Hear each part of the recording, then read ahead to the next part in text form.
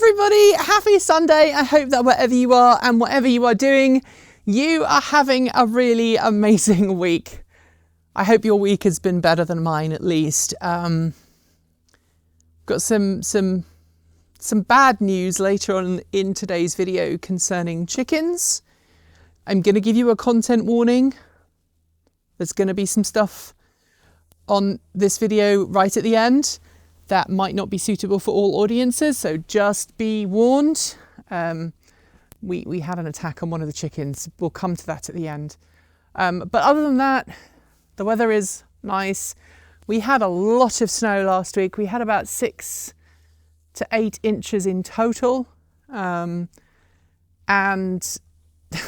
not connected to the chicken and garden. I was unable to film the Audi that we had here because partly, obviously, for those who don't know, I crashed my truck last week.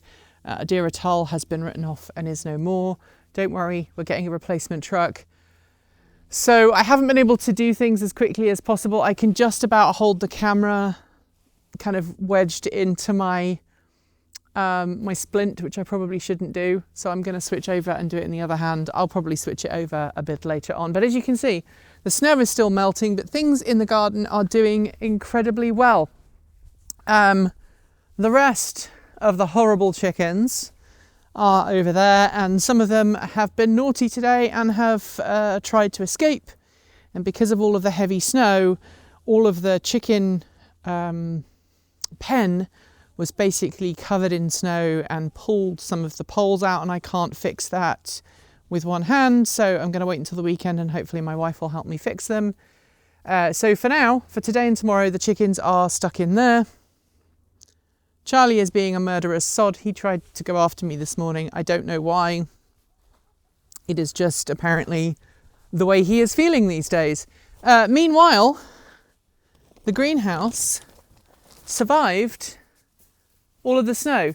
I must admit, when it was snowing, I did come in here regularly during the snow and just kind of with a broom just push all of the snow off so it didn't sag onto the plastic and damage the plastic.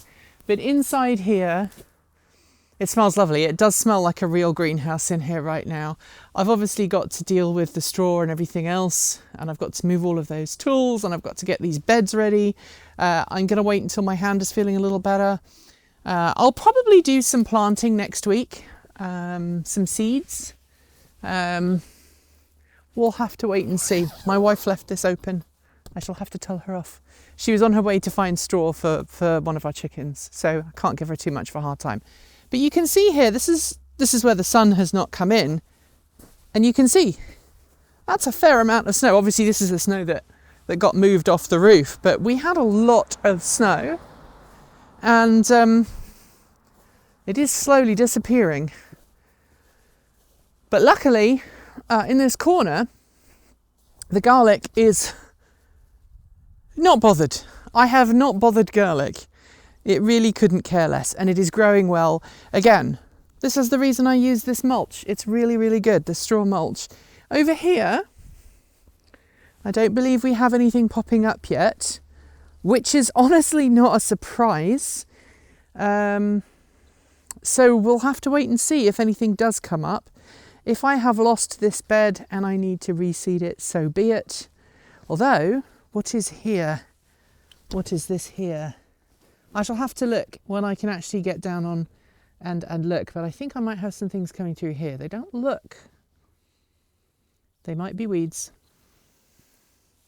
I'll have to get down and look properly when I'm at the weekend and I'm feeling better. As you can see, everything in the herb bed survived. These are my blueberries. Obviously they're not herbs, but my blueberries survived. Got lots of buds on them. My garlic chives got flattened, and I'll need to go through and chop some of those down to encourage them to grow back up. But my lemon balm did really well.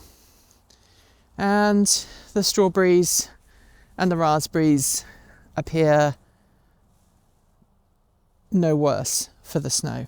So that's a really good thing. And the strawberries up here, yes, I need to weed in there, and I will try and do that in the next couple of weeks. Again, hurting your your hand, and I still don't know if it's broken yet or not. Has been a bit of a pain because I've got a lot of pain in my thumb and on the back of my hand, and so trying to use this, I can't use this for anything, and I've also done some damage. This is from the accident too, so I haven't been as active in the garden as I would like, and obviously it's also been snowy, so take from that what you will. But this week I'm hoping to start some more seeds off. I'm filming this on Thursday. Hopefully by the weekend I'll start to feel better, and then on Tuesday next week I go and see an orthopedic specialist.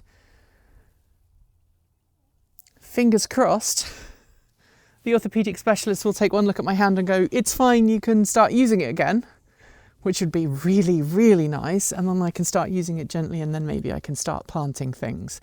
But before I sign off with today's video, I wanted to give you all a bit of a tutorial about potatoes, because potatoes are really easy. It's obviously the thing that I decided to use as the thumbnail for today's video.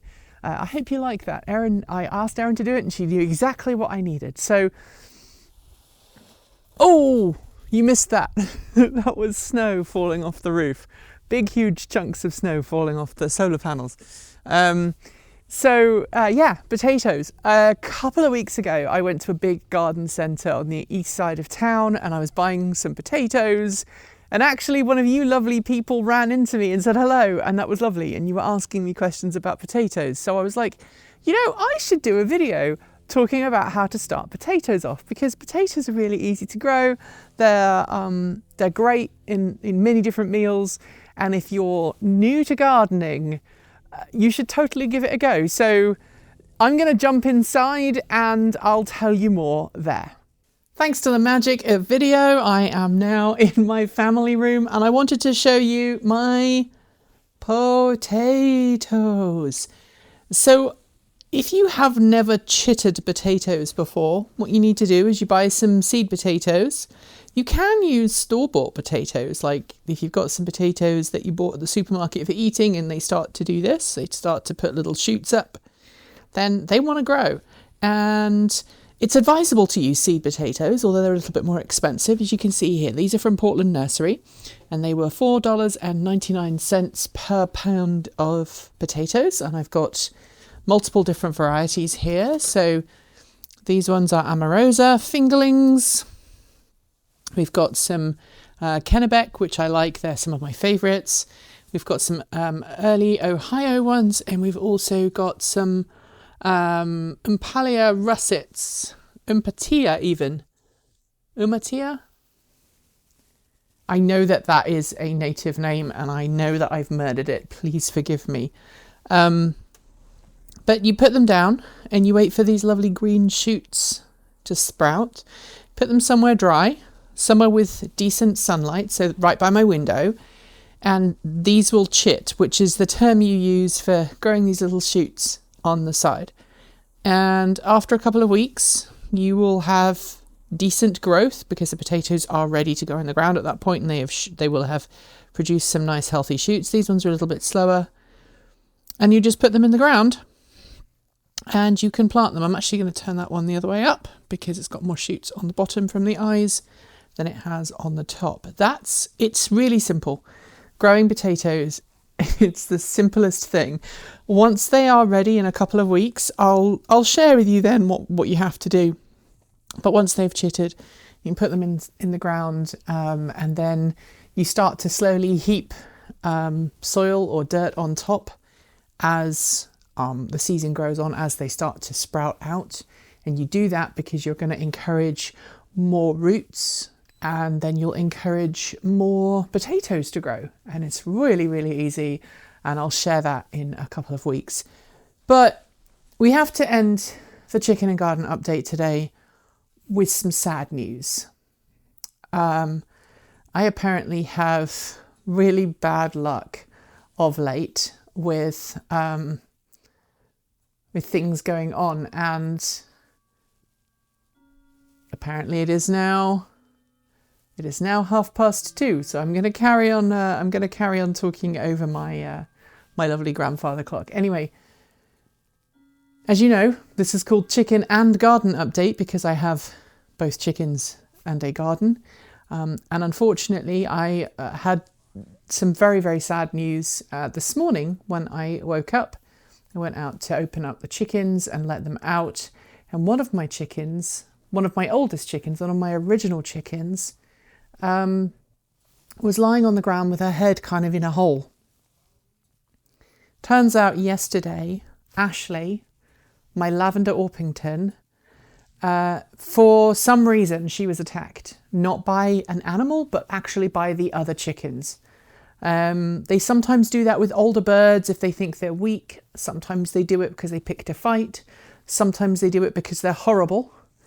I don't know why. I think Charlie, the rooster, pecked her when he was trying to have his wicked way with her, and she said no, and actually grabbed the back of her neck and drew blood. And chickens, once they see blood, will peck at it. It's called henpecked for a reason. And poor Ashley was henpecked quite badly. I found her this morning. She'd got a really nasty gash in her head. We've cleaned it up. We've sprayed it. And mercifully, her eyes have opened again. Her eyes were closed when I found her. She was in a really bad way. But she is a survivor. I'm telling you now because it is not the best, not the best view. I'm going to show you very briefly. She is doing okay. She is in a dog crate right now. She's moving her head. I was giving her water with a syringe this morning, getting her drinking. And about an hour before I filmed this, she started helping herself to food. So she's now eating and drinking on her own. And you can see she's now paying more attention to the world. So I guess we're going to have a house chicken for a while. Anyway, it proves the point that if you have chickens or any kind of animal, it's always worth keeping an eye on them throughout the day. One of the reasons I have security cameras is so I can keep an eye on them if I'm not at the house. And in the case of yesterday, I feel really bad. The attack happened yesterday morning, just before noon. So she'd been like this for nearly a day, and I feel terrible that I didn't notice last night when I put them to bed. But she's okay, she's recovering, she's already perking up, and getting her to drink from a syringe was probably the best thing I could have done, because I think otherwise she might not have survived. Hopefully next week I'll have some better news to share with you.